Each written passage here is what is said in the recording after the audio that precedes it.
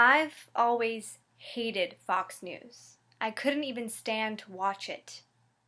But this past summer, I spent a week down the Cape with my aunt and her husband, Stuart, who is a raging conservative and Fox News lover. So whenever I was around, he would put Fox on the TV just to get a rise out of me.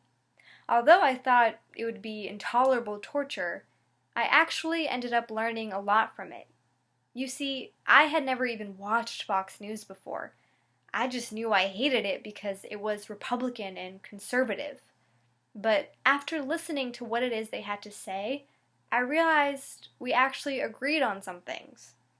And even the things I disagreed on, I could still understand where it is they were coming from. I could find common ground.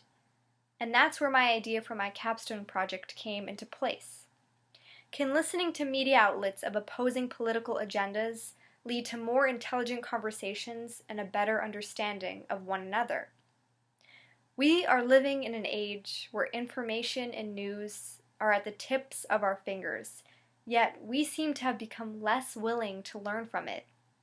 It is important that students in the classroom can have discussions about our society and our government, but most importantly, we need to listen to one another and learn from one another. It is important for citizens to make smart decisions and thoroughly inform themselves before reaching the ballot. It is urgent that we create a culture that values independent voices, not just for the sake of having them, but also for the sake of listening to them, for the sake of listening to one another. And so, for my primary research question, I want to determine if listening to different news outlets from opposing political agendas can lead to more intelligent conversations and a better understanding among the students at Boston Latin School. At our school, we are having flawed conversations. Whether it be in the classroom or on social media, we are not listening to one another. And so, we need to change the way we're having our conversations. Let's ask some important questions. What are some discrepancies among the manner, diction, and tone that media outlets use when covering certain news events? Where do students at BLS fall on the political spectrum, and how does that correlate with the media outlets they watch? What news outlets are we relying on, and how many of them are we utilizing?